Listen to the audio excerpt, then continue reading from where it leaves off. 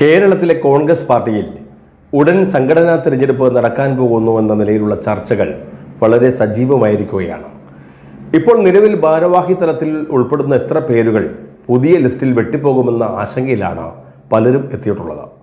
നിർജീവമായിട്ടുള്ള വെറും കടലാസിലെ പശുവായി മാത്രം തുടരുന്ന എല്ലാവരെയും തന്നെ ആ ചുമതലകളിൽ നിന്നും ഒഴിവാക്കണമെന്ന തീരുമാനമാണ് കോൺഗ്രസ് ഹൈക്കമാൻഡിൻ്റേത്.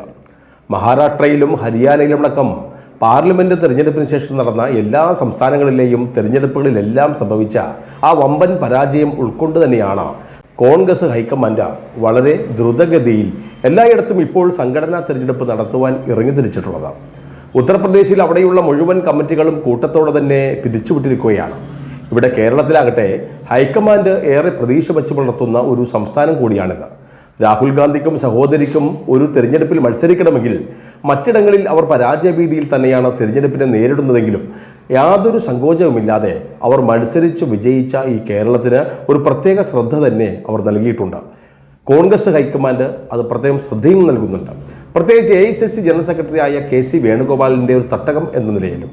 എന്നാൽ കോൺഗ്രസിൽ ഇവിടെ പുനഃസംഘടന നടത്തിയാൽ അടിമുടി തന്നെ പൊളിച്ചെഴുതണം എന്ന നിർദ്ദേശം പലരും പങ്കുവയ്ക്കുന്നുണ്ട്. അതോടൊപ്പം KPCC പ്രസിഡന്റ് ശ്രീ K സുധാകരനെയും മാറ്റി അങ്ങനെ മറ്റൊരാളെ പ്രതിഷ്ഠിക്കണമെന്ന ആവശ്യവും ഇവിടെ ഉയരുകയാണ്.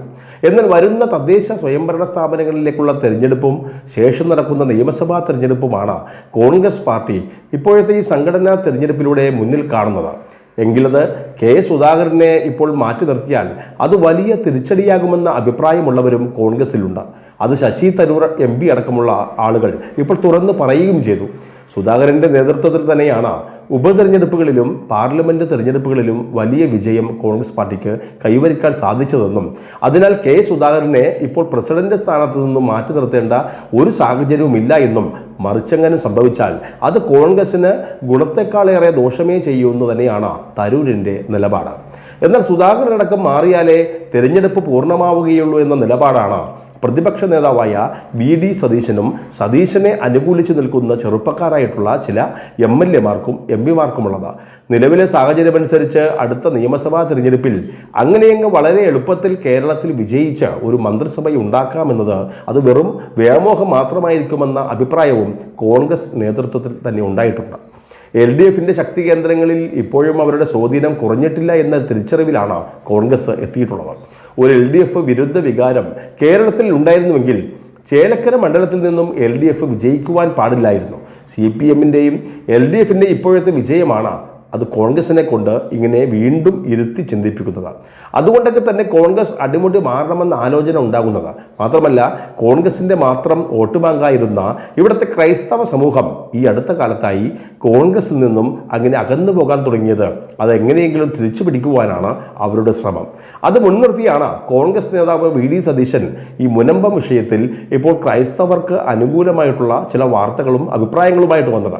എന്നാൽ സതീശൻ്റെ ആ പ്രസ്താവനയെ അപ്പാടെ തള്ളിക്കൊണ്ട് മുസ്ലിം ലീഗ് നേതൃത്വം ഈ കഴിഞ്ഞ ദിവസം രംഗത്ത് വരികയും ചെയ്തു. ക്രിസ്ത്യാനികളെ പാട്ടിലാക്കാൻ KPCC പ്രസിഡന്റായി ഒരു ക്രിസ്ത്യാനി തന്നെ വരട്ടെ എന്ന ഫോർമുലയും ഒരു വിഭാഗം കോൺഗ്രസിൽ ഇപ്പോൾ അവതരിപ്പിക്കുകയുണ്ടായി. അതിന് VD സതീശൻ്റെ പച്ചക്കൊടിയുടെ പിന്തുണയുമുണ്ട്.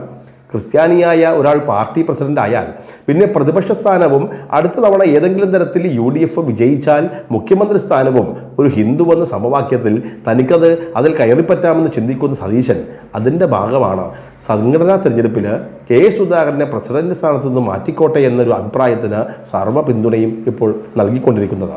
അതിനായി ഇപ്പോഴത്തെ UDF കൺവീനറായ ബെന്നി ബെഹനാൻ്റെയും ആൻഡോ ആൻ്റണിയുടെയും മാത്യു കുഴൽനാടൻ്റെയും ഡീൻ കുര്യാക്കോസിൻ്റെയും ഒക്കെ പേരുകൾ ചില കേന്ദ്രങ്ങളിൽ നിന്നും ഇപ്പോൾ ഉയർത്തിക്കാട്ടുന്നുമുണ്ട്. അല്ലെങ്കിൽ തന്നെ ഈഴവ വിരോധമുള്ള പാർട്ടി എന്ന ഒരു ദുഷ്പേരുള്ള ഈ കോൺഗ്രസിനെതിരെ അങ്ങനെയുള്ളൊരു പ്രതിഷേധം നിലവിലുള്ളതിനാൽ സുധാകരനെ മാറ്റി പകരം ഇവരെ ആരെയെങ്കിലും പ്രതിഷ്ഠിച്ചാൽ അത് വെളുക്കാൻ തേച്ചത് പാണ്ടായതുപോലെ ആകുമെന്നും അത് കൂടുതൽ വിരോധമുണ്ടാക്കുമെന്നുള്ള അഭിപ്രായത്തിലാണ് പകുതി ക്രിസ്ത്യാനിയും പകുതി പട്ടികജാതിക്കാരനുമായിട്ടുള്ള കൊടിക്കുന്നിൽ സുരേഷ് MPയെ ഇപ്പോൾ KPCC പ്രസിഡന്റ് സ്ഥാനത്തേക്ക് പരിഗണിക്കുന്ന ലിസ്റ്റിലേക്ക് ഇപ്പോൾ ഉൾപ്പെടുത്തിയിട്ടുള്ളത്. അതാകുമ്പോൾ ഒരു സന്തുലിതാവസ്ഥയിൽ കാര്യങ്ങൾ കൊണ്ടുവരാനാകുമെന്ന ചിന്തയിലാണ് അവർ. ഇന്ത്യൻ നാഷണൽ കോൺഗ്രസിൽ ഒരു ശരിയായ രീതിയിൽ കേരളത്തിൽ സംഘടനാ തെരഞ്ഞെടുപ്പ് നടന്നത് 1992 ജൂൺ മാസത്തിലാണ്. അന്ന് KPCC പ്രസിഡന്റ് സ്ഥാനത്തേക്ക് AK ആന്റണിയും മറുഭാഗത്ത് K കരുണാകരൻ്റെ നോമിനിയായി വയലാർ രവിയുമാണ് മത്സര രംഗത്തേക്ക് വന്നത്. തെരഞ്ഞെടുപ്പിൽ AK ആന്റണിയെ തോൽപ്പിച്ച് വയലാർ രവി വിജയിച്ച് KPCC പ്രസിഡന്റാവുകയും ചെയ്തു. അതിനുശേഷം ഇന്നുവരെ ഇവിടെ കോൺഗ്രസിൽ ഒരു സംഘടനാ തെരഞ്ഞെടുപ്പ് നടന്നിട്ടില്ല.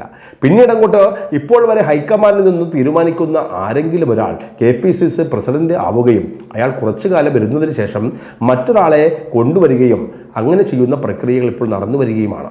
കോൺഗ്രസിൽ ഇത്തവണയും ഒരു യഥാർത്ഥ രീതിയിലുള്ള സംഘടനാ തെരഞ്ഞെടുപ്പ് പ്രതീക്ഷിക്കേണ്ടതില്ല. വീണ്ടും മുകളിൽ നിന്നും നൂലിലിങ്ങനെ കെട്ടിയിറക്കുന്ന വല്ല അണ്ടനോ അടകടനോ ഈ ചുമതലകളിലേക്ക് വരും. അല്ലെങ്കിൽ ശ്രീ K. സുധാകരനെ തന്നെ നിലനിർത്തിക്കൊണ്ട് ബാക്കി സ്ഥാനങ്ങളിൽ ഒരു അഴിച്ചുപണിക്കും കോൺഗ്രസിൽ സാധ്യതയുണ്ട്.